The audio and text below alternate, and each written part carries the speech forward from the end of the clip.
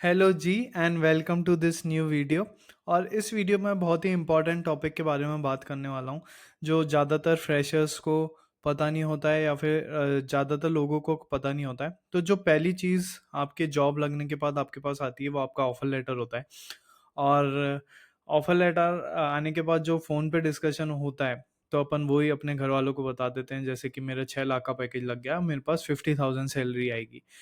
But the sad truth is कि 50,000 नहीं होगी, उसमें बहुत सारे कंपोनेंट्स होते हैं। तो आज मैं आपके संग डिस्कस करूंगा कि जब मेरे पास डिलॉयट का ऑफर आया था तो उसमें क्या क्या कंपोनेंट्स थे। ओके, और मैं उसको कंपेयर करूंगा हेक्सावेयर के ऑफर से, और उसमें क्या क्या कंपोनेंट्स आपको देखने चाहिए जब आपके पास ऑफर लेटर आए, जाके आप सही डिसीजन ले पाएँ।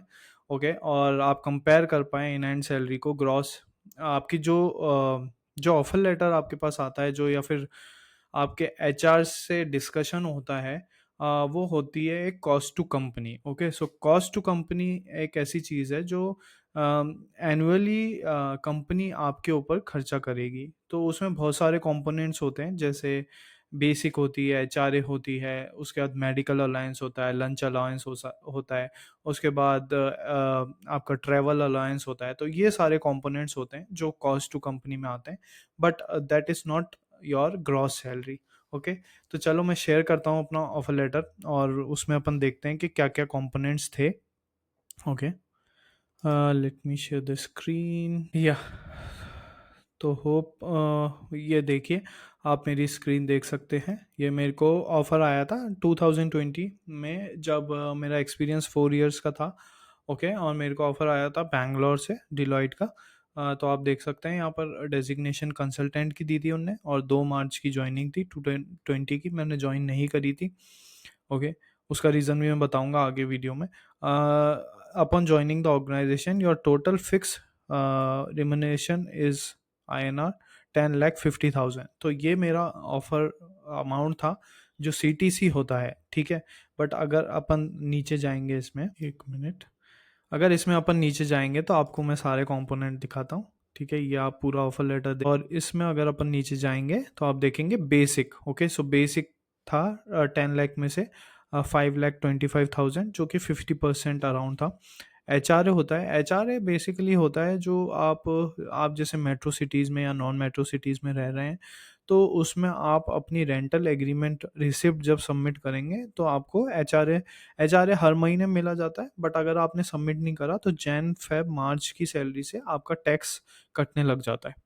तो बेटर है कि आप वो रिसिप्ट संभाल के रखें और वो सबमिट करें।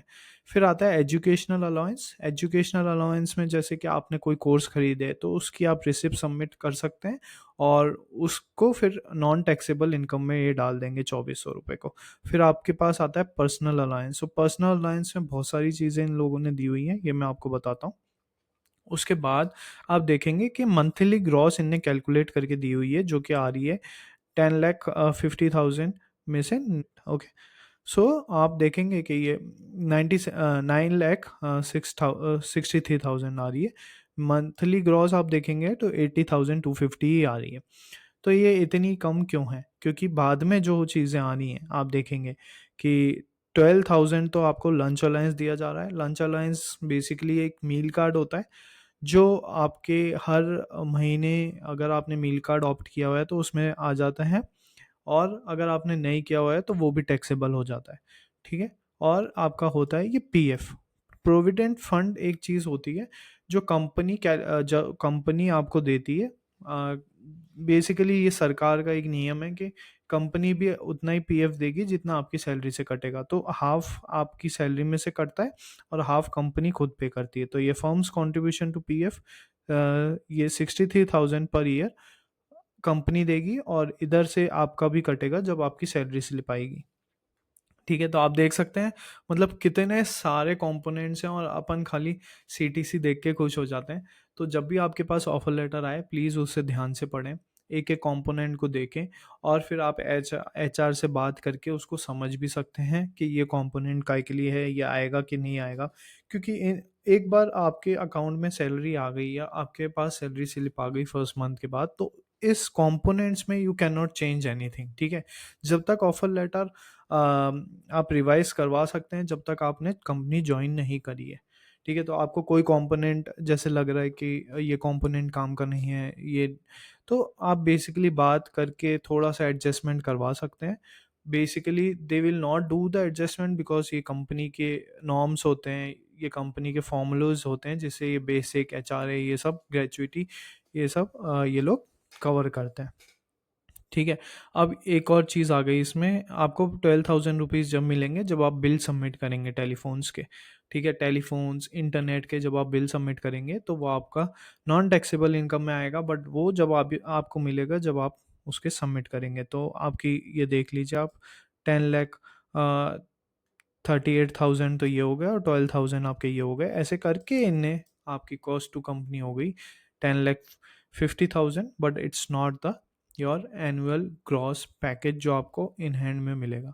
6 लाख का पैकेज आया, आपने डिवाइड कर दिया 12 से, आपको लगेगा 50,000 आएगा, बट 50,000 वो आएगा नहीं। आपको ये सारे कंपोनेंट्स उसमें चेक करने। ओके, फिर इनने लिखा था परफॉर्मेंस पे के बारे में। तो परफॉर्मेंस पे बेसिकली हाइक होती है, इनके अलग अलग कंपनी के अलग अलग हाइक साइकिल्स होती हैं, तो इन लोगों ने ये सब लिखा हुआ है।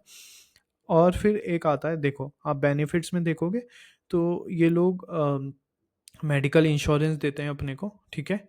एक ग्रुप एक्सीडेंटल इंश्योरेंस कवरेज देते हैं और एक ग्रेच्युटी देते हैं। ग्रेच्युटी आपको जब मिलती है जब आपने कंपनी में 5 इयर्स कंप्लीट कर लिए हैं, और 5 इयर्स के बाद अगर आप कोई कंपनी छोड़ रहे हैं तो अब आपको ग्रेच्युटी मिलेगी। ये लोग लाइफ इंश्योरेंस कवरेज भी देते हैं, अगर इसमें जैसे कुछ कवर नहीं हो रहा है मेडिकल इंश्योरेंस में, तो ये लाइफ इंश्योरेंस कवरेज देते हैं। अगर डेथ हो जाती है तो वो मिलता है। ठीक है? मैटरनिटी बेनिफिट सबको मिलते हैं, जैसे कि कुछ दिन की छुट्टियाँ मिलती हैं। बॉयज़ के लिए कम होती हैं, गर्ल्स के लिए ज़्यादा होती हैं। ये सारी कंपनीज़ में कॉमन रहता है। और आप देख सकते हैं कि परफॉर्मेंस अप्रेजल पे इनका effective from June 1, so based on your performance if you join before March 1। अगर मार्च 1 के पहले आपने जॉइन किया है तो जून 1 से आपका अप्रेजल हो सकता है नेक्स्ट ईयर।